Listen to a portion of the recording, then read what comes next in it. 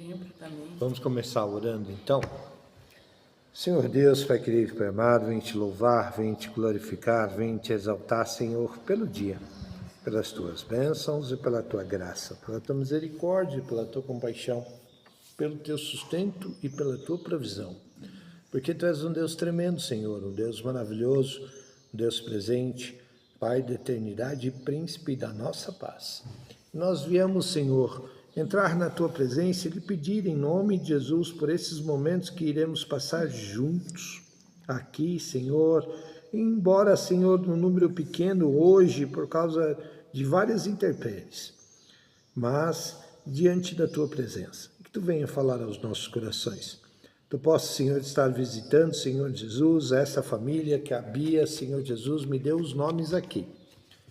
O Caio, a Rafaela e o Arthur, Pai.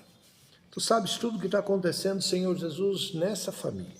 Que tu venha, Senhor, juntar essa família, que tu venha, Senhor, estar intervindo nessa situação e dando, Senhor Jesus, solução.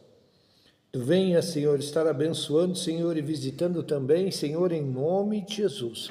A Meire, restaurando a sua saúde, Senhor Jesus, renovando o seu físico, e que tu venha, Senhor Jesus, estar, Senhor, abençoando, Senhor, a Meire nessa situação toda física também, Pai, e restaurando em nome de Jesus a sua saúde. Tu venha, Senhor, estar colocando a tua mão de poder sobre essa situação, Senhor Jesus, ali, Senhor, que está acontecendo, Senhor, na família da Marlene, através do seu irmão, ó Pai. Que tu venha, Senhor, estar visitando, Pai, ele naquela UTI e colocando a tua mão de poder sobre ele, Pai, em nome de Jesus, para a honra e glória do teu nome. Tu venha, Senhor, estar abençoando e colocando a tua mão de poder, Senhor Jesus, também sobre essa situação que a Vilma está passando, Senhor, ali com o seu pet. Que tu venha, Senhor, estar colocando a tua mão de poder e que tu venha, Senhor, dar a essas famílias, ó Pai, paz, a tua paz, em nome de Jesus. Usa a tua palavra, fala aos nossos corações aquilo que tu tens para nós no dia de hoje. É o que eu lhe peço, é o que eu te agradeço, em nome de Jesus. Amém, o Pai. Aleluia, Senhor. Bia, pode guardar o seu papel, tá bom? Orei por eles. Deus abençoe. E vou estar orando por eles também durante a semana, tá bom? Pode deixar. E para eles, inclusive, virem aqui, tá bom? Se quiser colocar, tem um livro, né, do pastor. A gente escreve no livro de oração. E deixar para orar também. Tá? Em contrapartida, irmãs, eu gostaria que vocês abrissem a Bíblia e o texto em Ezequiel 36. Ezequiel. Eu gosto de Ezequiel. Oh, você vai deixar aí o papel? Deixa no livro, isso, deixa no livro. Deixa no livro. O pastor já sabe. Vai deixar aí. Vai? Tá bom. Vamos lá. Nós vamos ler os versículos 20, Ezequiel 36. Nós vamos ler os versículos de 24 a 28. 36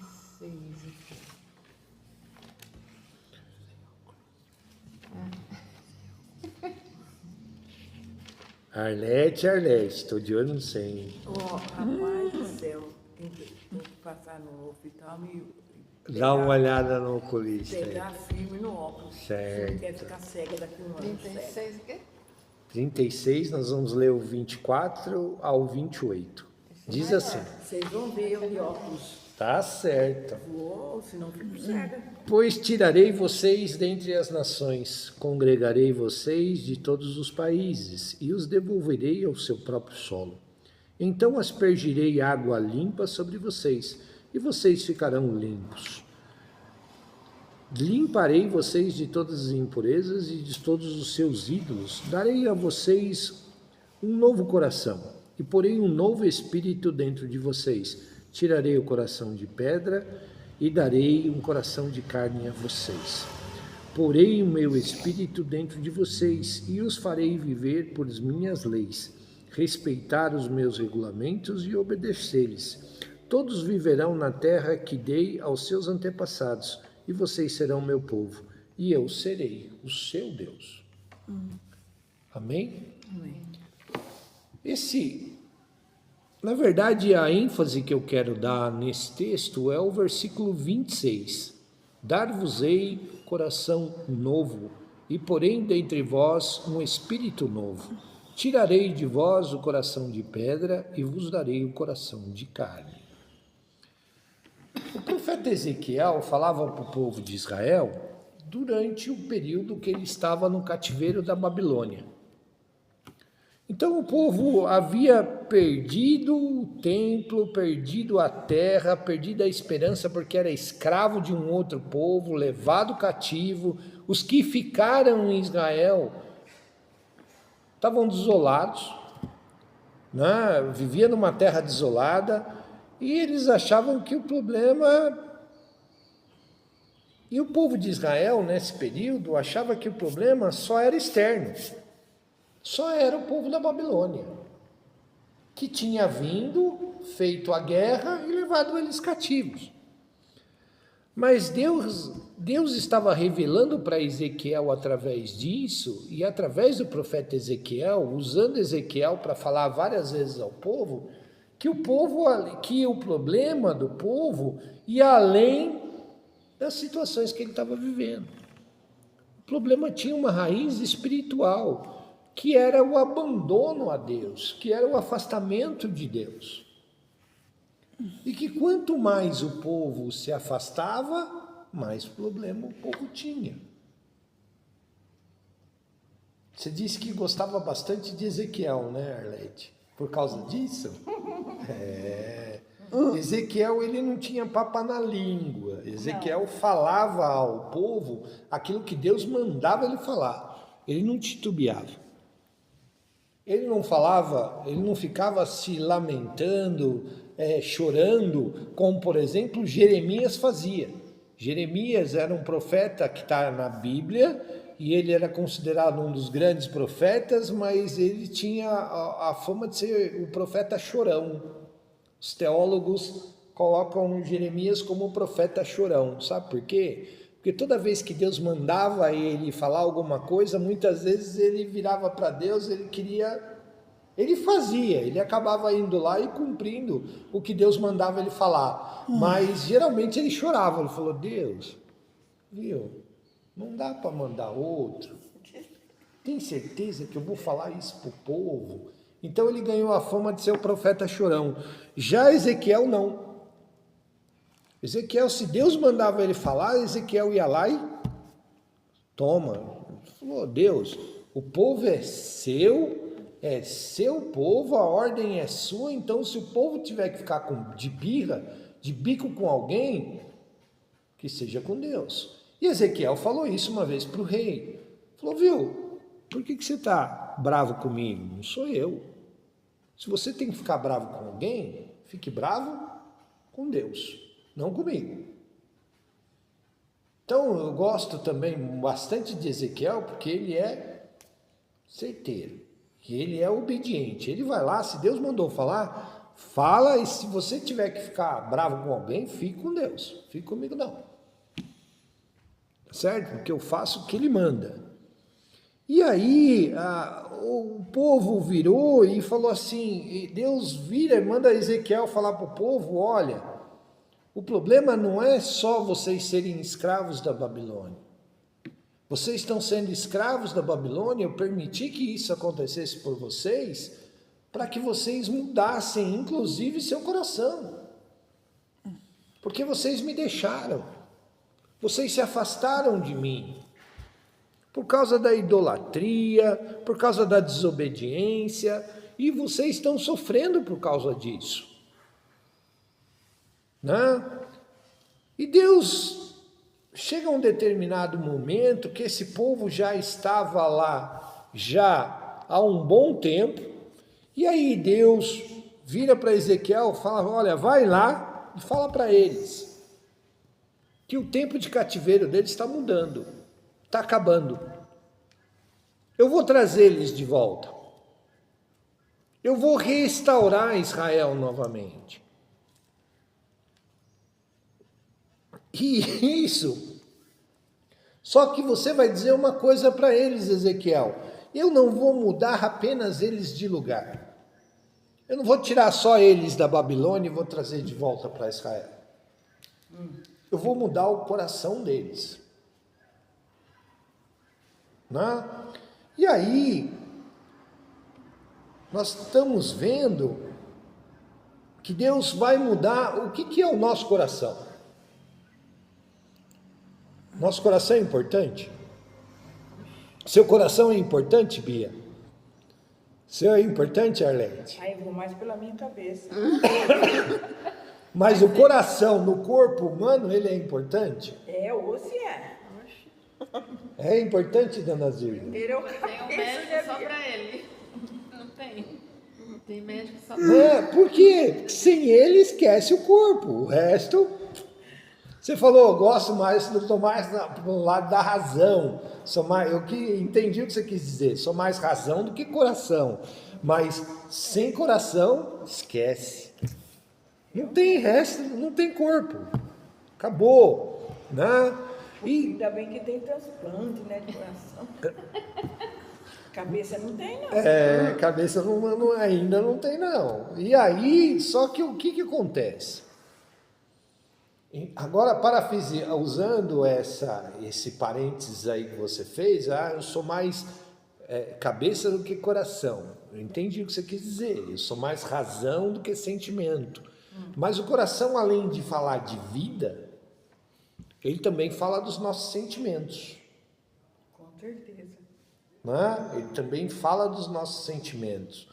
E Deus vira para Ezequiel e fala assim, olha, vai lá para aquele povo e fala para eles que eu vou fazer uma mudança radical. O transplante de coração, aproveitando que você falou de transplante, quando a gente faz um transplante de coração, é algo radical. Extraordinário. É extraordinário. Se for enfermeira, sabe do que eu estou dizendo. É. É algo... Só que é uma coisa simples de se fazer? Não. É um negócio bem complicado, não é? O transplante em si é complicado. Mas eu acho que do coração é o pior. É raro, né? E assim, muito complicado, são muitas horas, né?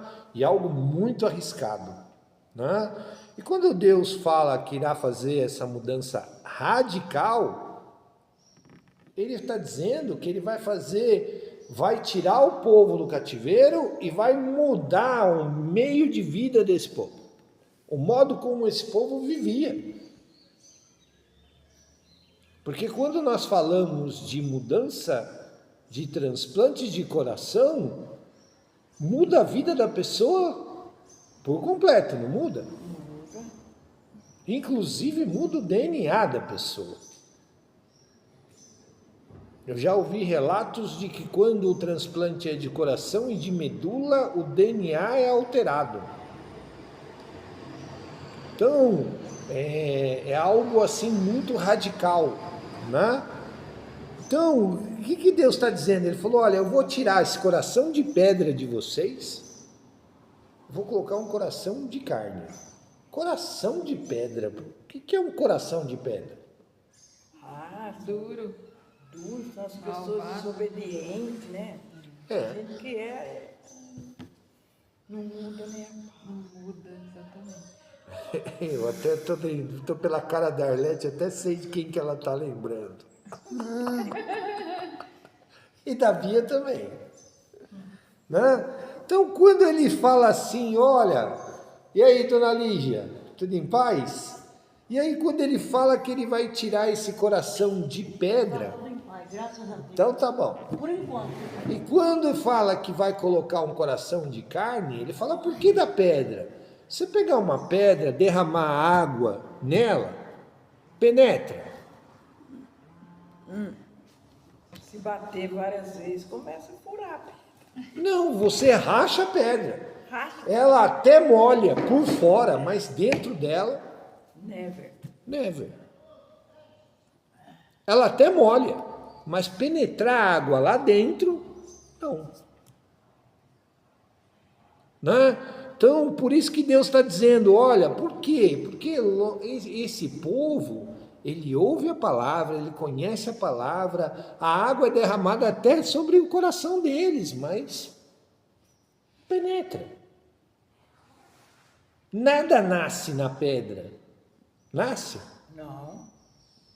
Você pode até jogar semente lá num pedregulho enorme.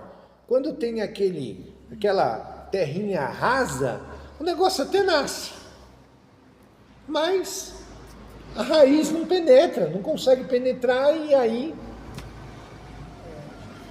Né? Então, por quê? Porque é algo superficial, pode até nascer, mas é superficial. E aí, por que às vezes o nosso coração parece que se transforma em pedra? Por que muitas vezes a gente fala que aquela pessoa tem um coração de pedra? Quais são as características? Alguém que não muda. É uma pessoa ruim. É uma pessoa rude, é uma pessoa ruim.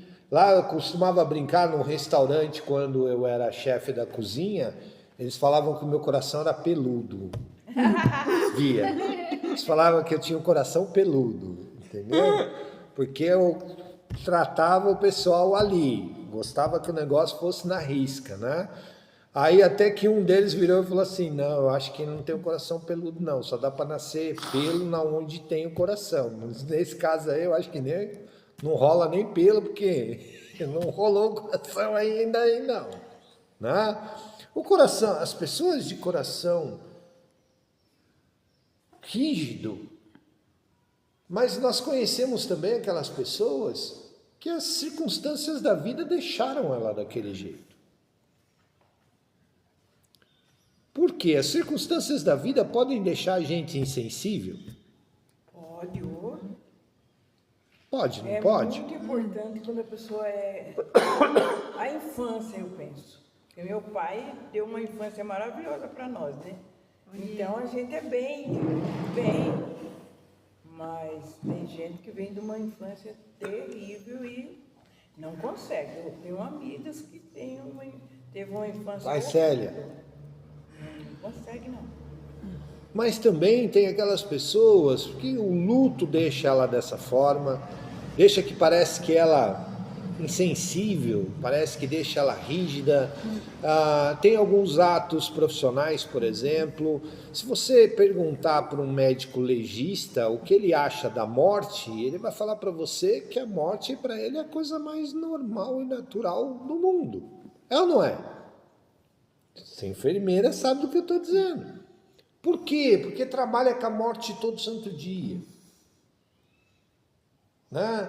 Se você conversar, por exemplo, com um bombeiro, ele vai dizer que muitas vezes, principalmente bombeiros que andam naqueles carros de emergência que atendem no resgate, um carro do resgate, aqueles caras pegam umas coisas que... E muitas vezes, às vezes, eles passam por alguns acidentes que ele olha e fala assim, viu, isso para mim é normal. Coisa que muitas vezes vai chocar outras pessoas, é muitas vezes normal. E na vida espiritual a gente pode ficar assim também? Não, né, Bia? Mas a gente fica. Sabe por que a gente fica? Por causa do afastamento de Deus. Então, quanto mais distante de Deus eu fico, mais rígido eu vou ficando. Mais duro eu vou ficando. O meu coração vai ficando duro. Você quer ver uma coisa? Um grande alarme disso é quando eu ligo o jornal, assisto essas grandes tragédias que estão acontecendo, pessoais e naturais. Né? Esses dias nós estávamos vendo um ônibus onde 23 pessoas morreram. Né? Tem pessoas que assistem aquilo e não conseguem sentir um mínimo, ter um menor sentimento em relação a isso. São pessoas duras. Toda vez que eu até comento com a Zilda, ela fala assim, qual é o termômetro? Eu falo, eu me preocupo quando eu vejo essas situações e eu não me emociono, eu não... Aí eu ficaria preocupado. Por quê? Porque significa que a vida para mim está perdendo sentido.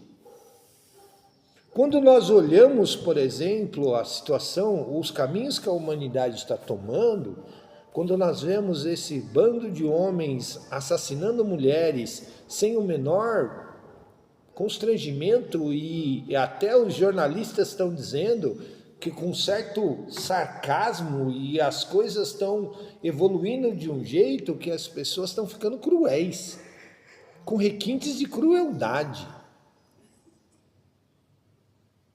Estávamos assistindo no Fantástico domingo, o cara, usaram a câmera corporal de um policial que tinha ido atender a ocorrência aqui em São Paulo, e o homem tinha batido na mulher com uma barra de ferro. E aí o policial pergunta para ele, viu, por que você fez isso? Ah, porque ela mereceu. Que horror, meu Deus do céu. Porque ela sabe que do jeito que eu gosto que ela faça as coisas e ela não fez. E o cara pegou uma barra de ferro, mas deu uma pisa nela. Aí levantou a barra de ferro assim, a barra de ferro está tanto ensanguentada.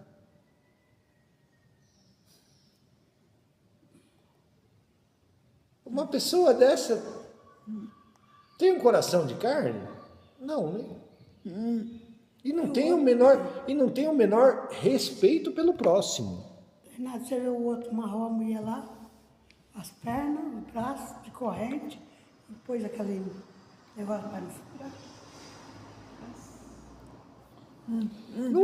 Você sabe o que é isso? A humanidade está perdendo razão.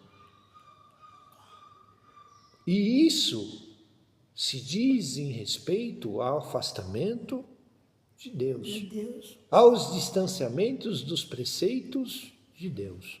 E era o que estava acontecendo com esse povo. Agora, quando Deus fala, olha, eu vou transformar o seu interior. Por isso que ele fala do coração. Eu vou tirar esse coração de pedra. Numa cirurgia de transplante de coração, como é que funciona? Abre a pessoa até daqui, de cima aqui da garganta, até embaixo lá no umbigo, não é? Aí ele bota aparelhos na costela da pessoa, serra 2 costelas, não é isso? E abre. Abre mais ainda. Enfia um aparelho aqui que separa as costelas, né? Para ele poder tirar. Não, que dói, né? Porque tudo. Porque tira aquele coração, corta as veias e os ventrículos e coloca um novo.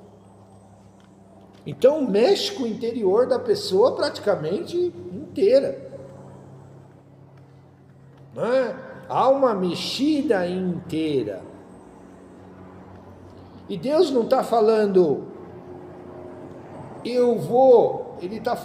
não está falando de uma forma assim, simplesmente lúdica. Ele está dizendo, não, eu tirarei e eu darei. Ele está falando de ações práticas. Né? E por isso que ele fala transformação. Lembra quando Jesus vira para Nicodemos e fala assim, Nicodemos, necessário vos é nascer de novo. Ele falou, Deus não faz remendos na gente. Deus não dá jeitinho na gente. Deus muda a gente. E é uma mudança, quando Deus muda a gente, Ele muda por completo. Não é algo, não remendo, não tapa-buraco. Eu vou dar um jeitinho ali na vida da Arlete, vou só fazer umas gambiarra aqui, umas gambiarra ali. Não. É completo. A transformação é completa. Deus não vai falar assim, eu vou colocar um catéter no coração sentimental da Bia. Não, vou dar um novo coração para a Bia. É o stent, né? Não vou colocar um stent no coração. Eu vou dar um coração novo para esse povo. Né? Então, quando Deus fala assim, Deus diz assim: eu vou deixar a Arlete mudar primeiro as suas atitudes e aí eu vou transformar a Arlete. É isso que Deus está dizendo? Não. Eu vou dar um novo coração. E por que muitas vezes a gente fica dizendo assim, para me achegar a Deus, primeiro eu preciso mudar isso. Primeiro eu preciso consertar aquilo. Primeiro eu preciso fazer isso, fazer aquilo outro, depois eu vou procurar Deus. Dá certo? Por quê? Porque tem um negócio errado aí. Muitas vezes a gente não consegue. Eu, por si só, pela força do meu braço, eu consigo muitas vezes mudar os meus pensamentos, meu jeito de ser. Tanto é que se você conversar com muita gente mesmo, eu sou assim mesmo, não vou mudar e acabou. Conhece alguém assim, Arlete? Conhece, Bia? Conhece? Dona Zirda também conhece gente assim. Conhece, Lídia? Eu sou assim mesmo, eu não mudo? Então. Eu sou assim mesmo. Todo mundo conhece. Todo mundo conhece, olha lá. Conheço. Você também conhece. Então, mas isso tem um problema. Porque muitas vezes Deus aceita o nosso livre-arbítrio. E quando nós falamos, eu sou assim mesmo, eu não mudo e não vou mudar, nasci assim, vou morrer assim. Que pena. É uma pena. Eu sinto pena. Porque Jesus falou para Nicodemos, necessário vos é nascer de novo. Ou seja, vai ter que mudar tudo. Essa história de que, eu já fui assim também, Lídia. Já teve muitos assuntos que eu virei e falei assim, eu penso dessa forma e não vou mudar meu jeito de pensar. Não vou mudar meu jeito de agir. E muitas vezes eu ainda justificava e falava assim, burro velho não aprende truque novo. Né? Aprende sim. E aí vem Deus e fala assim, opa, já que é assim, eu vou te quebrar e vou te fazer de novo. Voltando lá no assunto da cirurgia, a pessoa quando retorna da cirurgia está de coração novo, legal e tal, mas como é que é a recuperação? É dolorida, não é? Dói, deve doer pra chuchu.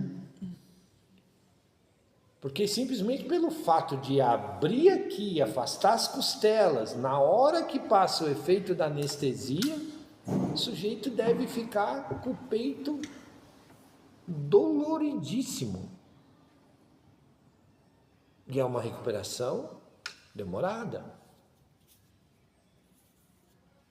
Na vida espiritual também é assim. Tudo bem? Mas quando nós deixamos ser transformados por Deus, quando nós deixamos Deus agir e nos dar um coração novo, Ele também nos dá um espírito novo. Porque o coração é responsável pela nossa vida. Sabia disso, Bia? Sabia?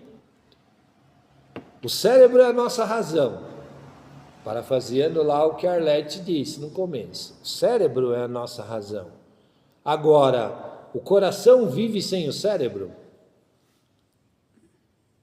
Não. Deixa eu dizer para vocês que vive. O coração vive. Vive. Vixe, ele bate. Bate. Por isso que fala morte cerebral. É. A pessoa continua com o coração está lá, está bombeando sangue e tudo mais. Mas aí houve a morte cerebral. O cérebro morreu. É. Mas o corpo continua vivo. O coração continua batendo. Né? No caso de transplante mesmo é assim, né? É decretado a morte cerebral. Agora, o contrário acontece? O cérebro vive sem o coração? Não. O cérebro não, né? Não tem como. Sem o sangue circulando, não tem como. Mas como ele, meu marido bateu a cabeça, ele deu aquele sangue no... Como fala? Coágulo no sangue, na cabeça. Ele teve o coágulo no sangue na cabeça. Isso. E aí o que aconteceu? Ele teve a morte cerebral dele decretada. Aí não adianta. O corpo continuou funcionando. Entendeu? Agora, se ele tivesse tido uma parada cardíaca por causa da queda, era decretada a morte dele já na hora. É que eles botam no aparelho, só fica funcionando. Aí eles têm que trabalhar lá na cabeça. Não, mas ele ia operar, mas acho que não precisou de operar. Porque eles fizeram um procedimento que voltou, o coágulo foi se desfazendo, entendeu? Aquele sangue foi, o organismo da gente absorve. É que nem quando você bate, não fica preto lá, um lugar, dá um hematoma ali. Com o tempo, o organismo vai assumindo aquilo, entendeu? Aí vai sumindo aquele... No nosso cérebro é a mesma coisa. Agora, quando nós temos uma parada cardíaca, se der para reanimar através de choque, geralmente através de choque, né? Ou massagem cardíaca, né? Você sabe o que é a massagem cardíaca? A gente estimula que as costelas da pessoa friccionem o coração. E nisso obriga muitas vezes ele a voltar. E às vezes isso não dá certo, a pessoa tem que tomar um choque. Por isso aquele aparelho que coloca aí, bum, A placa. é uma carga. É uma carga elétrica. Né?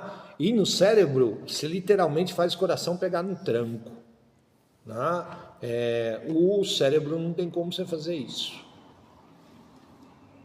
A descarga elétrica é tão grande que não tem como você fazer isso. Tá certo?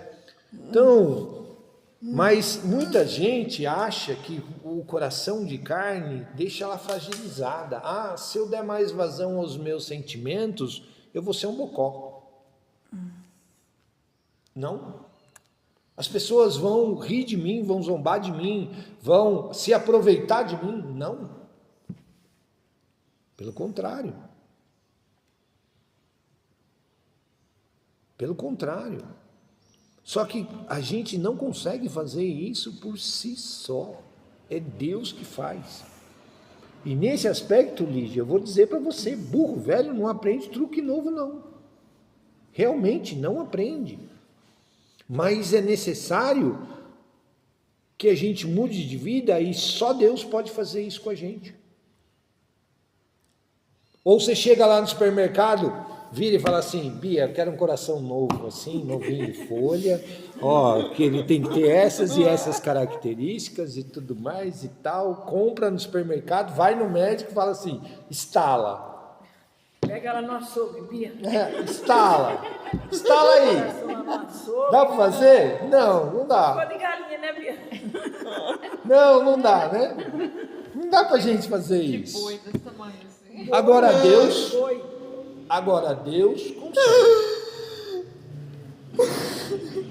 Agora para Deus isso é possível. na área espiritual. Para Deus é possível ensinar truque novo para burro velho.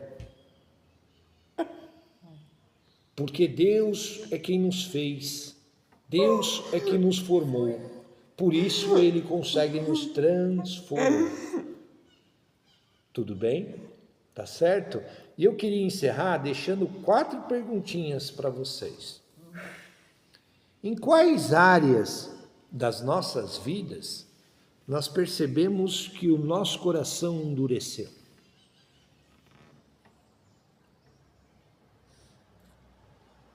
Quais são as áreas que nós mesmos, fazendo uma autoanálise em nós,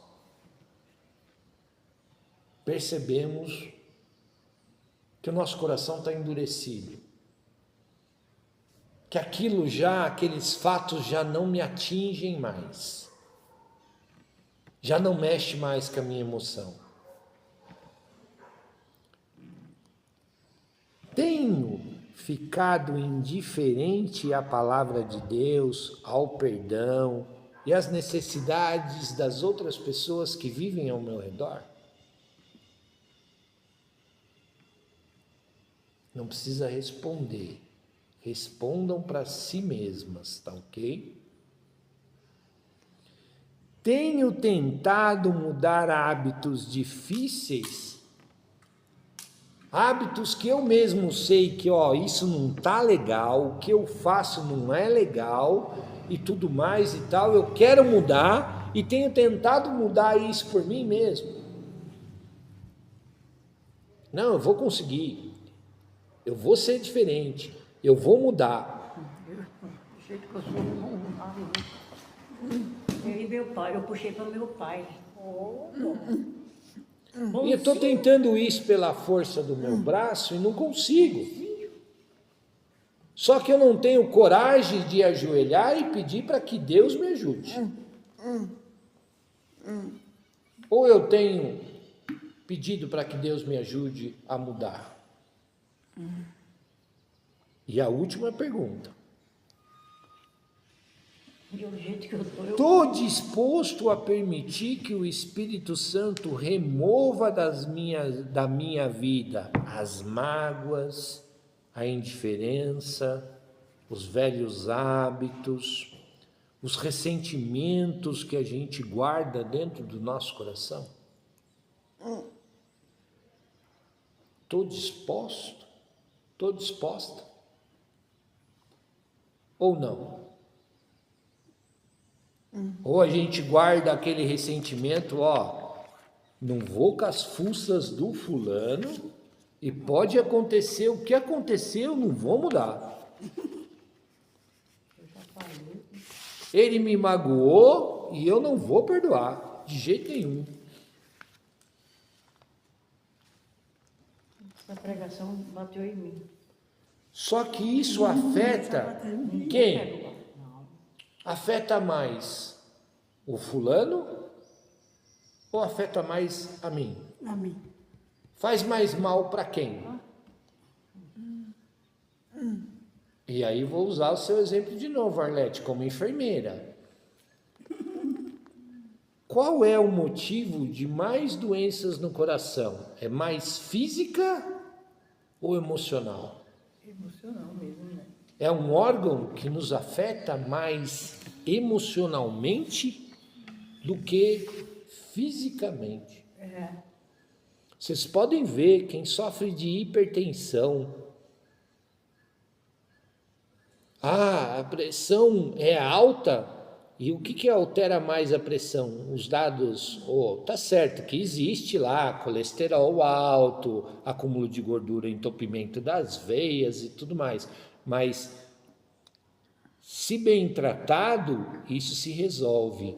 Agora, num disparo emocional, o que acontece com a pressão da pessoa? Sobe, dispara. E muitas vezes, fisicamente falando, ela está bem.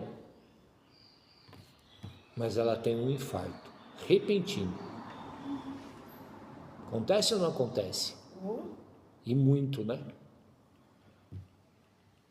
por causa de uma justificativa emocional. Então nós temos que tratar as nossas emoções? Temos. Temos que deixar Deus trabalhar as nossas emoções? Temos. Porque elas podem nos acarretar problemas físicos. Tá bom? Pensa nisso. E se você que está assistindo aí, e nós que estamos aqui, se nós temos tido essa dificuldade, peça a Deus para que Ele mude os nossos pensamentos, Ele mude o nosso coração. E deixa Deus trabalhar. Porque não adianta eu virar para Deus e falar assim, Deus, muda a minha vida, mas eu não quero deixar isso acontecer.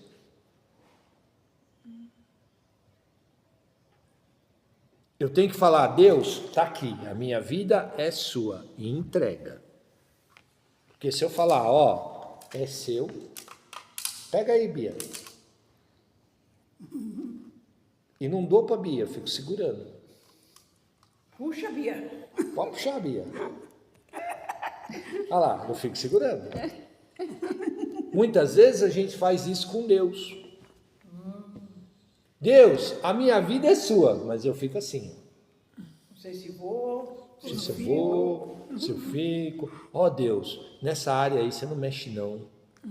Tá bom? Eu quero mudar, mas não muda muito, não. Transforma a minha vida. Nessa área não, Deus. Não, na minha conta bancária não. Mexe lá não. Tá bom? Pensa nisso. Que Deus abençoe.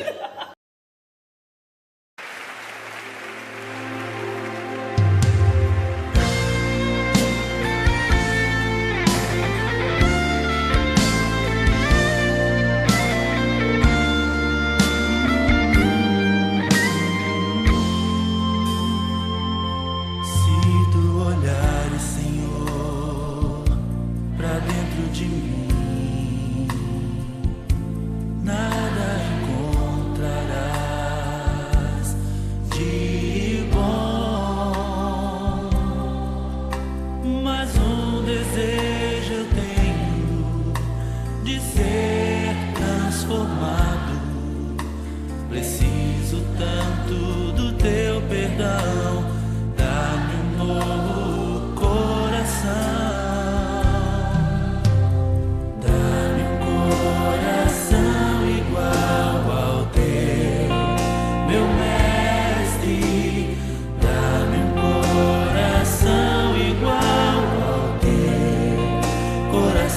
Disposto a obedecer.